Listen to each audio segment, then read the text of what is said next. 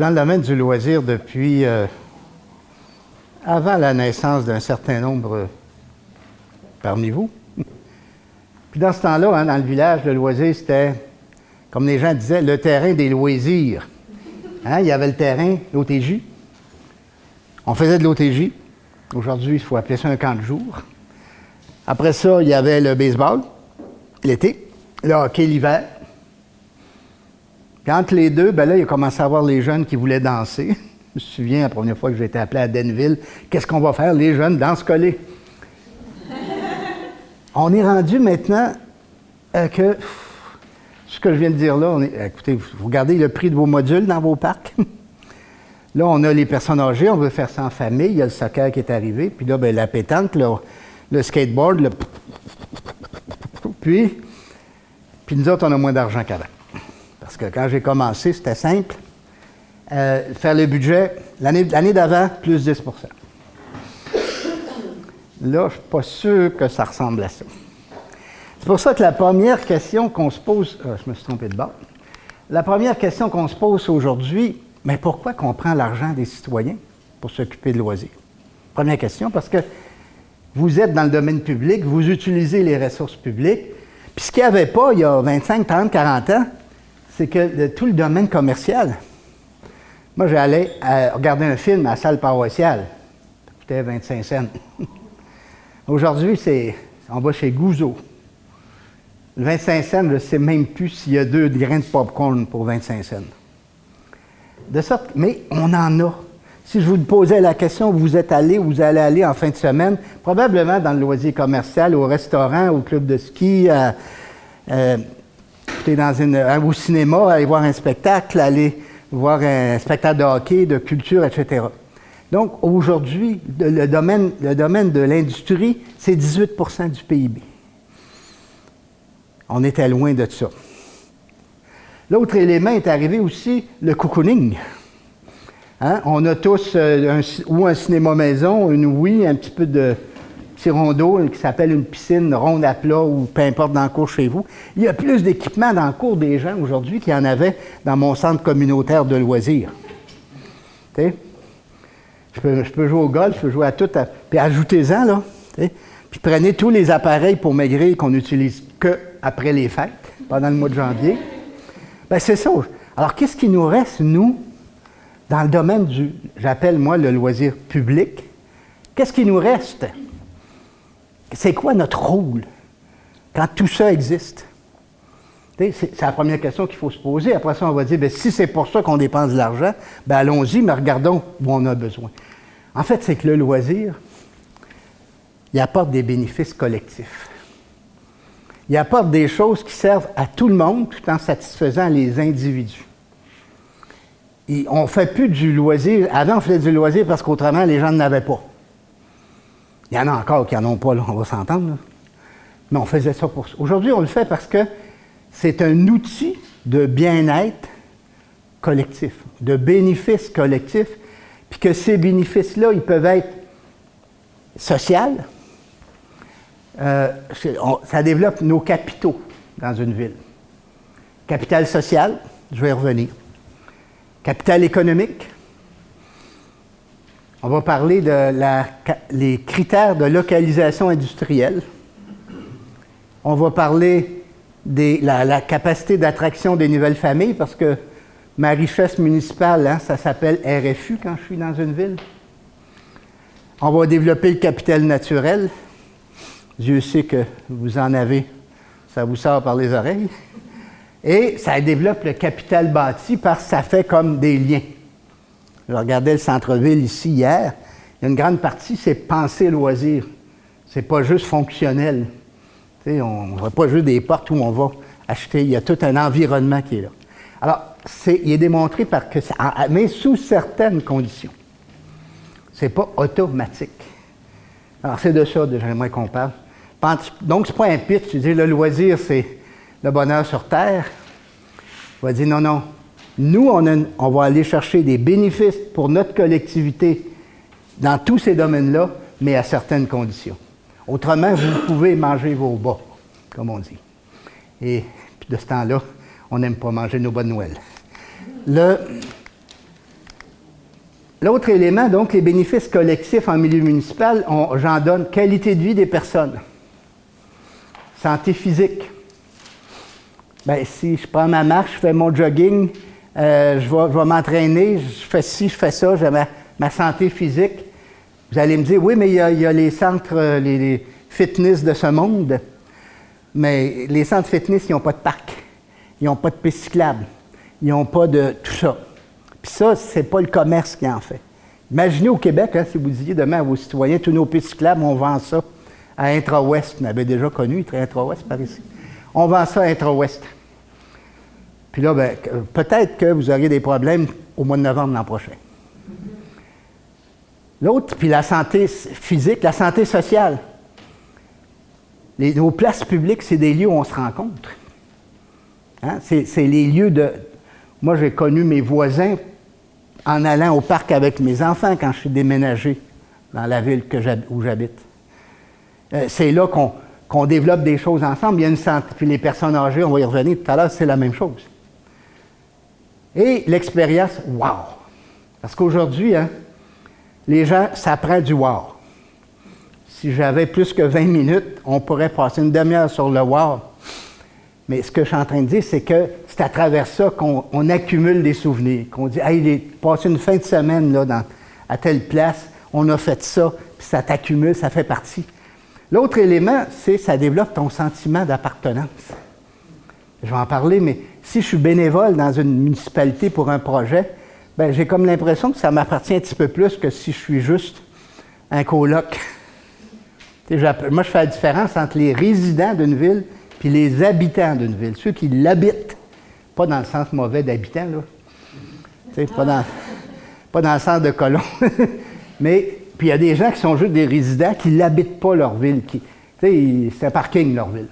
Ils devaient avoir les deux sortes, à peu près. Hein, mais ça, on le développe de quelle façon? L'autre bénéfice qu'on a, c'est une meilleure d'attraction des nouveaux résidents. Forcément. Moi, je m'en vais là, puis je veux amener ma famille. Qu'est-ce que je vais offrir à mes enfants? Y a-tu de la... On appelle ça, tranquillement, j'amène le grand mot. Y a-tu... Ça bouge-tu? Y a-tu une qualité de vie, là? Tu sais, s'il n'y a rien, dans Mauvaise-Black, je viens de Trois-Rivières, on appelle ça la mort ici. Mais c'est pas ça. Mais on ne veut plus dire ça. On a du plaisir. Si c'était pas filmé, je n'aurais pas pris cette précaution-là. Donc, on a aussi une capacité d'attraction des entreprises. Je vais y revenir tout à l'heure. Parce qu'aujourd'hui, les entreprises, on attire des employés. Puis il y en a qui, dans la région de Princeville, par exemple, celui qui a demandé de faire du loisir, c'est le commissaire industriel. Parce qu'il a dit, écoutez, mes entreprises ne sont plus capables de renouveler le main-d'œuvre, les gens veulent venir s'installer ici pour des familles, faites quelque chose. Il n'y a pas juste le loisir, mais ça fait partie. Donc, alors, ça, c'est mon introduction.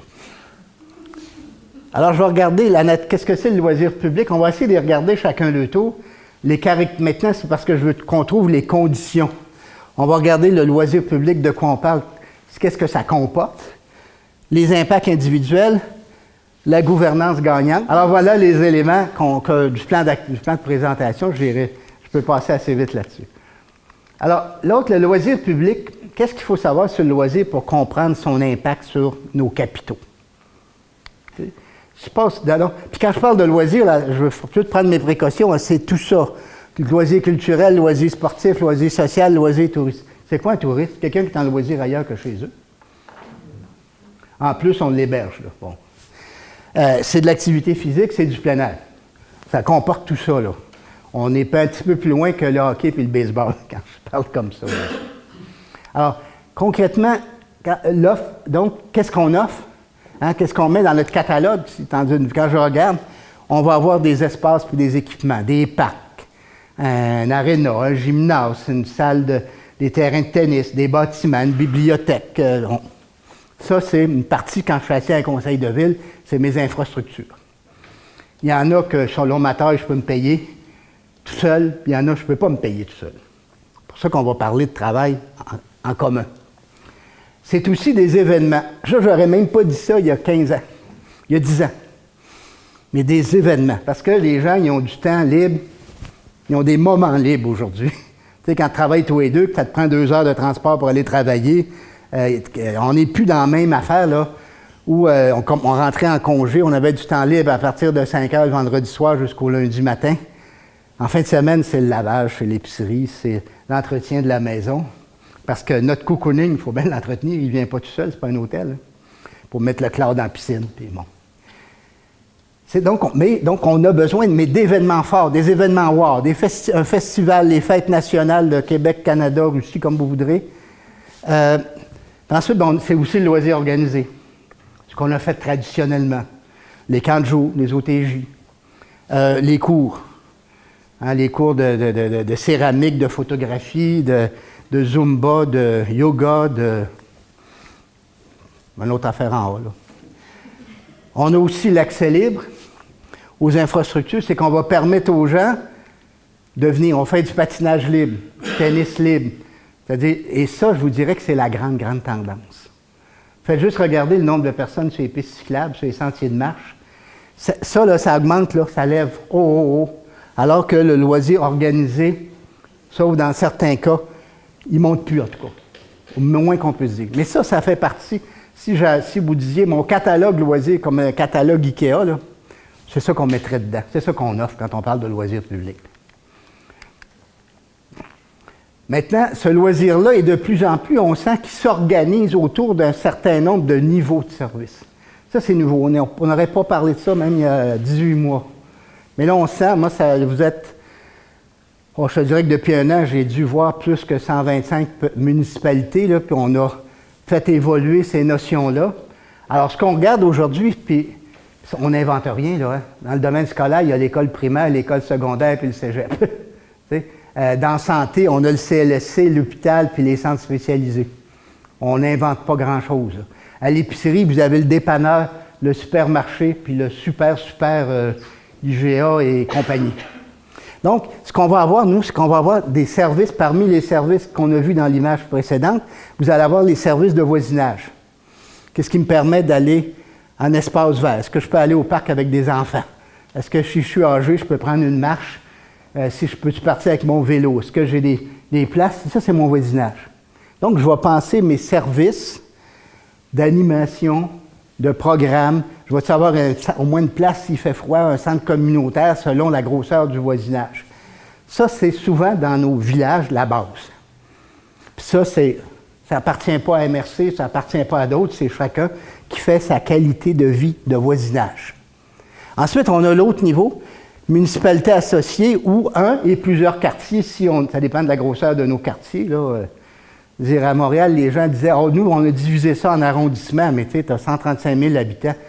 Il faudrait qu'il y ait des quartiers puis des sous-quartiers, là, si on compare à l'échelle du Québec. » Mais donc, et là-dedans, qu'est-ce qu'on a? On a des infrastructures qui demandent des masses critiques. Ça veut dire pas des gens chialeux, là. Ça veut dire qu'il y a assez de monde pour le faire vivre. Un aréna en bas de 15 à 18 000 habitants, c'est bien dur à faire vivre. À moins de faire le choix politique de le payer. Moi, je peux bien décider de vivre dans 2 pièces, m'acheter une Mercedes. Il y a des villes qui ont de l'air, des fois j'ai l'impression qu'ils ont fait ça quand je regarde ce que coûte un aréna. Je ne peux pas donner de nom, là, mais je pense à une ville qui a 1800 habitants, un aréna. Merci. Alors ça, c'est à un niveau. L'autre niveau, ben là, on est dans le super spécialisé qui peut être dans MRC, qu'on s'appelle, que vous ayez un vélodrome ou une activité, un centre spécialisé en tir à l'arc. Je ne pense pas que dans le voisinage puis dans le village, on en ait assez. Alors, on va diviser, puis les événements viennent seuls. C'est comme ça que l'offre de loisirs se fait. Composition, ben, c'est ce que je viens de le mentionner, je l'ai expliqué, je peux passer là-dessus. Quelles sont les tendances qu'on voit dans la demande? Ça, c'est ce qu'on fait dans l'offre. Ce qu'on voit aujourd'hui, c'est, on le dit rapidement, la pratique libre qui augmente. Deuxièmement, en famille. Avant, on allait reconduire les enfants. Aujourd'hui, on y va avec eux. J'ai vu combien de parents et de grands-parents et de grands-mères aller dans les glissades avec les enfants puis glisser avec eux. Tu sais? Alors là, d'après ce que j'ai vu une fois, il va falloir que le tube où les parents descendent, il va falloir faire grossir des fois. Mais les gens y vont. Donc ça, le loisir en famille, des moments clés. Il y avait une ville qui avait la misère à faire vivre son aréna. Ils ont fait du patinage familial libre l'après-midi, c'est plein. Si j'avais du temps, je vous aurais montré une soirée de Zumba libre mère-fille. Il y a 300 personnes dans la salle, ils y vont, ils payent, ils rentrent à l'entrée tout simplement. L'autre élément, évidemment, plus d'aînés. Veut pas, là, ça va être 25 % de la population. Puis les aînés qui s'en viennent, c'est pas les aînés qui étaient nos parents. Je pense pas que les boomers d'aujourd'hui se contentent d'aller jouer aux cartes toute l'après-midi. Donc, il y a une demande différente. Dehors, hein, je pense que le plein air, l'activité à l'extérieur est devenue extrêmement importante. Puis, en même temps, je pense que là, il y a un travail qui est fait. Les gens sont sensibilisés qu'on veut se mettre en forme. On veut rester en forme. C'est vrai chez les retraités, c'est vrai chez les enfants. La sensibilisation est faite. C'est comme le tabagisme. Tout le monde sait qu'il ne faut pas fumer. Il y en a qui ont plus de misère que d'autres à arrêter. Comme en activité physique, c'est pareil. On est rendu à l'autre étape. Mais ça, c'est les grandes tendances de la demande. Le loisir public, évidemment, quand je dis qu'il y a une condition, c'est qu'il ne se fait pas tout seul. Ce qu'on a fait, nous, on a dit que quand les citoyens reçoivent une pièce de service, comment ça se répartit? Le temps des bénévoles qui vaut 1 milliard et quelques, si on le chiffre en temps, 40 000 postes, c'est 39 % de la pièce du service, 39 cents dans la pièce. Ça veut dire que si vous engagez un permanent, je vais y revenir vite tout à l'heure, qui n'a pas comme job de développer le bénévolat, mais de tout faire à la place des bénévoles, vous venez de couper de 40 % la valeur du service que vous donnez à vos citoyens. C'est-à-dire qu'il y a quelque chose qui n'existera plus. Il faut investir. C'est comme en développement industriel. Vous ne demandez pas à votre commissaire industriel de développer des entreprises, vous lui demandez de stimuler les entreprises. Ça, c'est ça. La municipalité, si vous voyez que dans le budget que vous avez, vous donnez l'équivalent de 27 % de la pièce de service, là, vous faites du bon investissement. C'est 100 %, vous mangez vos bas, ce que je disais tout à l'heure. Voilà une grande condition. Les OSBL, leurs propres revenus, puis on a chargé là, que les gens qui payent pour la piscine, l'aréna, la bibliothèque, tout ça, c'est 11 % Ça, c'est pour l'ensemble du Québec. Je n'ai pas fait le calcul chez vous, mais on pourrait le développer éventuellement. Alors, tout ce qui est là, c'est ce que je viens de dire. Alors, quand vous allez avoir la copie, madame, vous voyez, vous n'avez pas besoin de prendre de notes. Puis si on le regarde là-dessus, les services rendus puis les charges, je vais aller vite puisque vous allez l'avoir, mais vous voyez, par exemple, en jaune, c'est les services rendus, c'est-à-dire que c'est les revenus en loisirs et culture. Vous donnez 29 % sur le total de vos services, je m'excuse, mais vous avez un niveau de charge. Vous avez plus de revenus, si on tient compte comme ça, que vous avez de charges. En aménagement, c'est un peu ça, puis dans tous les autres services municipaux, vous payez plus que vous rentrez d'argent. Alors, à ce moment-là, je me sens à l'aise de dire que le loisir, c'est un investissement, c'est bien fait, c'est pas juste une dépense. Tu sais? Ça aussi qu'il faut l'avoir en tête de ce point de vue-là. Donc, les impacts sociaux et économiques du loisir, le meilleur argument, c'est imaginer s'il n'y en avait pas. T'sais? Imaginez si on n'avait pas s'il n'y avait pas de parc public, de terrain de soccer, de pistes cyclables, de sentiers de marche, de gymnase pour nous garder en forme, en santé. Imaginez si les 300 000 enfants au Québec qui font les camps de jour n'en avaient pas. Il y a du monde qui aurait des problèmes de garderie d'été, n'est-ce pas? Imaginez s'il n'y avait plus de ligue de hockey, de clubs d'aînés, de loisirs scientifiques. Imaginez que les adolescents décrocheurs, il y aurait pu quelque chose dans le milieu pour se raccrocher. On est encore à 24 % de décrochage scolaire. Imaginez que les festivals n'existent. 2 secondes. C'est ça qu'on parle, là, quand on parle de loisirs. Imaginez que ça n'existe pas. Moi, je trouve que plus besoin de faire des grandes démonstrations qu'il faut que ça existe quand on a pensé à ça. OK? Tu sais, bon, dans le fond, c'est essentiellement une question de qualité de vie. Ce que je voyais aussi, je regardais dans la MRC, je ne vous lirai pas ce que vous devez connaître, mais que c'est déjà une vision stratégique fondamentale ici, la qualité de vie.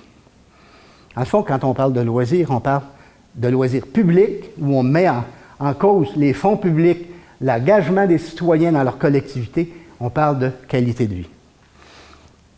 Évidemment, ça a des retombées sur toutes ces questions-là. Le loisir, c'est un facteur. Ici, je vais juste vous attirer l'attention. Le tableau qui est là, c'est un document qui a été fait sur les facteurs d'attractivité par le ministère de l'Industrie et Commerce.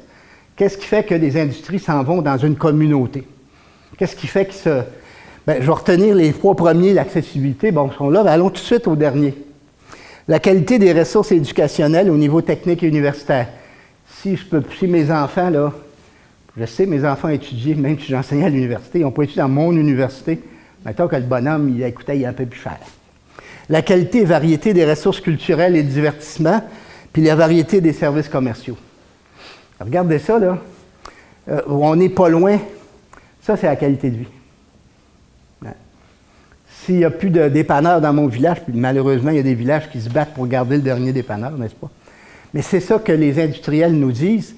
La qualité à diversifier des services aux citoyens. Bon, mais voilà. Mais ça, pour attirer les gens, attirer les jeunes familles, c'est les renseignements qu'on nous donne. C'est les conditions qu'on nous fait. Conditions du succès possible et les pièges à éviter. D'abord, une approche populationnelle plus qu'activité. J'ai 15 secondes pour vous l'expliquer, d'après ce que je comprends quand je vous regarde, madame. Mais ce que je suis en train de vous dire, c'est... Vous avez... Beaucoup de villes ont eu depuis récemment des politiques de la famille. Politique MADA, VADA, qualité de vie, développement durable. En tout cas, on a été bons. Hein? On a eu toutes des belles affaires qu'on a dites qu'on voulait faire. Mais qu'est-ce que ça a en commun? C'est qu'on s'est centré sur la personne, sur les groupes de personnes, sur les familles, sur les aînés, alors que traditionnellement, quand on pensait loisirs, on parlait hockey, baseball, on pensait aux activités. Mais on sait, nous, par nos études, ce que les gens veulent, l'activité qu'ils font, c'est important, mais c'est juste le prétexte pour vivre une belle expérience. La notion d'expérience, c'est important. Donc, on sent dans les villes là, qu'il y a une espèce de virage, techniquement, j'appellerais populationnel. On s'intéresse au groupe de population, d'une part. On va parler aussi qu'il faut avoir du partenariat. Je pense que l'engagement bénévole, je vous le démontrais tout à l'heure, l'importance que ça pouvait avoir. On va revenir sur les deux autres, sur la coopération et la gestion efficiente. Je vais le développer davantage. Une approche plus populationnelle qu'activité, c'est ça. Les gens cherchent l'expérience, je l'ai tout dit. Puis, n'oubliez pas les tendances, c'est toutes des tendances de population dont je parlais tout à l'heure. Si j'arrive aussi maintenant avec le partenariat, la municipalité, maintenant, est plus le pilote d'un réseau. Je ne parle pas le pilote d'avion, là, tu sais, comme le film, y a-t-il le pilote dans l'avion? Mais je parle du pilote de bateau. Il n'est pas propriétaire du bateau tout seul, mais c'est lui qui sait où diriger. Si vous voulez qu'on serve votre population, c'est qui va avoir la connaissance des besoins ou des changements dans la population? C'est la municipalité. Vous êtes le lieu du bien public. Il n'y a pas un organisme, puis lui a son intérêt pointu en silo qu'il a. Alors ça, c'est votre rôle, et de s'assurer de prendre le leadership sur la connaissance de la population, mais encadrer les groupes que vous financez aussi. Quand on donne une subvention à quelqu'un, on a le droit de lui dire on veut que ça permette à tel groupe de la population d'avoir accès. Ce n'est pas juste une subvention les yeux fermés. Vous, de toute façon, vous n'avez pas le choix avec les règles de gestion des fonds publics aujourd'hui. Mais allons-y, c'est ça votre rôle qu'une municipalité va développer. Et évidemment, il faut qu'elle travaille aussi dans le développement du bénévolat. Je prends 2 secondes là-dessus.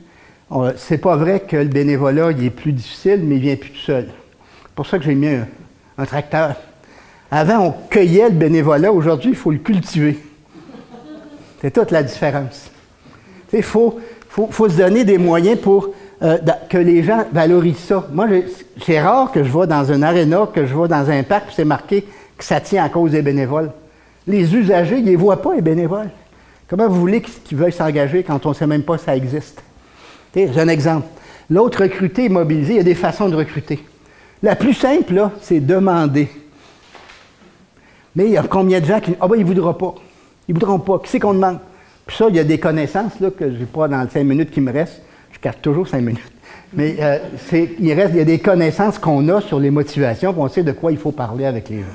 Okay? L'autre élément, c'est assurer la qualité. Les gens qui font du bénévolat aujourd'hui, ils ne sont pas là pour souffrir puis se faire dire qu'ils sont généreux. Ils sont là pour avoir du plaisir avec des amis, pour sentir qu'ils sont utiles, puis de faire quelque chose de concret. Alors ça, c'est les 3 ingrédients, d'ailleurs, de l'expérience bénévole. On a des professionnels, il me reste 3 images. On a des expériences, on a des professionnels, mais eux autres, ils sont nos commissaires industriels de l'entreprise socio-récréative. On va leur donner comme mandat de développer l'engagement. Tu sais, si notre 27 % d'argent, là, c'est pas juste elle qui va animer les activités, parce que partout, on a donné ça, seulement que ça à nos professionnels, mais ça n'a pas pris de temps que la quantité de services était en fonction des heures disponibles de la personne. Donc, on va lui dire, oui, tu es un développeur de prise en charge dans le milieu, on va te donner des outils. L'autre qu'on va lui donner aussi, ça va être de dire, bien, essaie donc de nous aider à bien comprendre ce que les gens veulent. Parce que c'est clair que votre ligue de hockey, elle vous parle plus fort que vos amateurs de collectionneurs de paquets d'allumettes. Là, tu sais. Je prendrai un meilleur exemple la prochaine fois. L'autre élément, c'est que développer des espaces pour la pratique libre et organisée. C'est sûr qu'il faut que ça se développe, ça. Permettre aux familles, aux aînés d'avoir accès à droite et à gauche, puis leur faire un offre, c'est leur travail.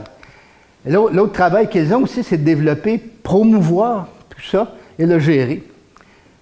Puis de temps en temps, de le programmer, mais il ne faut pas que ce soit toujours eux autres qui fassent tout. Là. Vous savez, vous comprenez pourquoi je le dis. Puis enfin, faut qu'ils l'évaluent. C'est bien beau de dire « Ah, ça a bien été, le monde, ils sont contents. » Ça veut dire que la longueur qui est entre l'oreille et le bas de la bouche, s'il est court, on a réussi. Mettons qu'il y a d'autres moyens d'évaluer les choses, puis ce serait intéressant d'en rendre compte parce qu'on met pas mal d'argent là-dedans. Au Québec, les villes ensemble mettent presque 2 milliards. Quand même pas des bagatelles, là. Bon, là. Et puis enfin, ils sont conseillers au conseil municipal quand ils ont leurs compétences d'objectivité. Ils vous les donnent, puis vous prenez des décisions, évidemment. L'autre élément, c'est qu'on a une coopération intermunicipale. J'essaie de voir comment. On a une coopération intermunicipale ici. Alors, comment les citoyens... Alors là, ça prend une vision. Parce qu'on remarque que ce qui n'a pas marché, c'est quand on regarde les choses seulement à partir des livres comptables. Ça me coûte 2 000 pour aller chez vous, toi, tu me charges 3 000. Ça, là, on s'en sort plus. Tu sais, ça me fait penser un peu aux relations de couple. Hein, quand on fait notre contrat de mariage, ça va bien. Mais quand on ne s'entend plus, puis qu'on venait juste sur la comptabilité pendant le divorce, c'est long puis c'est plate. Puis ça ne mène pas bien loin. Alors là-dedans, c'est pareil. Donc, il faut respecter aussi, quand on va travailler ensemble, les exigences de viabilité entre nous. Il faut être capable de tenir compte de notre capacité de payer. Il y a des outils maintenant, puis choisir les bons modèles de coopération. Et l'autre affaire, je ne pourrais pas une seconde là-dessus, savoir pourquoi vous y allez. Avant, quand on travaillait ensemble, il ne fallait pas dire « Moi, mon intérêt, c'est d'amener ça chez nous. » Bien, dites-les. Une entreprise gagnant-gagnant, c'est une entreprise qui essaie de satisfaire le maximum des intérêts des personnes. Alors, juste là-dessus, c'est coopérer, donc c'est de partager des ressources, mettre en commun des programmes. Je pense que ça, vous le voyez assez bien. Mais allons-y sur la vision nouvelle. Moi, ça m'apparaît important. S'il ne me restait que ça, c'est là-dessus que je parlerais. C'est-à-dire qu'avant, vous voyez, la municipalité, tous vivaient là. Je ne sais pas si vous vous souvenez, mais moi, où je vivais quand j'étais jeune, ma famille habitait là, on allait à l'école là, on allait à l'église là, on achetait nos produits là, puis souvent, on travaillait à la même place. Donc, tous les niveaux d'appartenance, mes groupes étaient dans le même territoire. Mettons que c'est moins vrai qu'avant. Mettons que c'est moins vrai parce qu'aujourd'hui, on appartient donc on a plusieurs communautés. Exemple, si je prends ça, c'est que je peux habiter là, travailler ailleurs, aller faire mes achats ailleurs, aller à l'école là, aller à la banque ailleurs, avoir des amis qui appartiennent ailleurs, avoir mon loisir ailleurs aussi, vous le voyez vous-même, avoir mes services de santé ailleurs. Donc, quand j'occupe mon territoire, quand j'ai été mandataire du gouvernement pour les fusions municipales à Trois-Rivières, on avait fait cette analyse-là, puis tout le monde est tombé d'accord, tous les maires après. Ils disent, écoutez, on a une ville et 4 administrations municipales. Parce que ce n'est pas l'administration municipale qui fait la ville, là, vous savez comme moi. T'sais, donc là, il faut. Mais nous, on est comment là-dessus? C'est quoi dans chacun des territoires? Je peux vous donner. Alors, si on a fait ça, on a regardé, je ne vais pas les nommer, mais les services de voisinage, le dépanneur, l'école primaire, etc. Puis il y a des choses plus grosses, le supermarché, l'aréna. Dans 2 MRC, on ne l'a pas fait chez vous, on a fait l'évaluation de ça. En rouge, ici, vous avez ceux qui ont des services qui ont un pouvoir d'attraction sur les autres. Puis vous voyez comment le portrait il est différent. Ici, c'est dans le granit, dans la région de Lac-Mégantic. Puis l'autre, c'est le Haut-Saint-Laurent, là où le Québec, l'Ontario puis les États-Unis se touchent. Là. Mais regarde ce qu'on rencontre là en rouge, vous voyez qu'il y a comme 2 centres-villes, Ormstown et Minkford, alors qu'ailleurs, là-bas, tout le monde est à peu près égal. Alors, la façon de collaborer va être différente. Après, ben là, ça ne dit pas tout, mais ça dit où vont les gens. T'sais? Ça veut dire que les gens, pour prendre l'exemple, et moi, j'aurais pas dû apprendre, elle est dur à prononcer, Hinchinbrook. Mais Hinchinbrook, il est à côté d'Huntingdon. C'est presque un quartier d'Huntingdon. Pourquoi qu'il y a du rouge?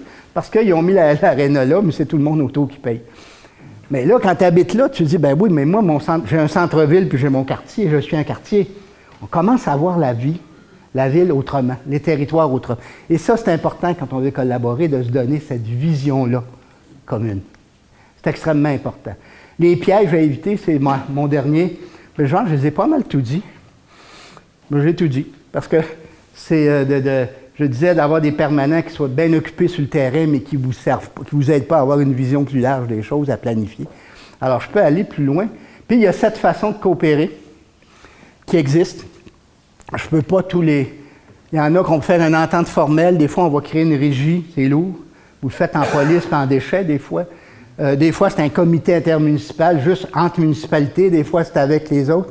Il y a des raisons, on a toute la documentation qui peut être disponible là, pour voir pourquoi. Parce que ces modèles-là, on est allé voir des municipalités, qu'on a vu qu'est-ce qu'ils faisaient, pourquoi ils faisaient, comment ils sont arrivés là, puis on est arrivé à émettre ceux-là. C'est pas venu du ciel.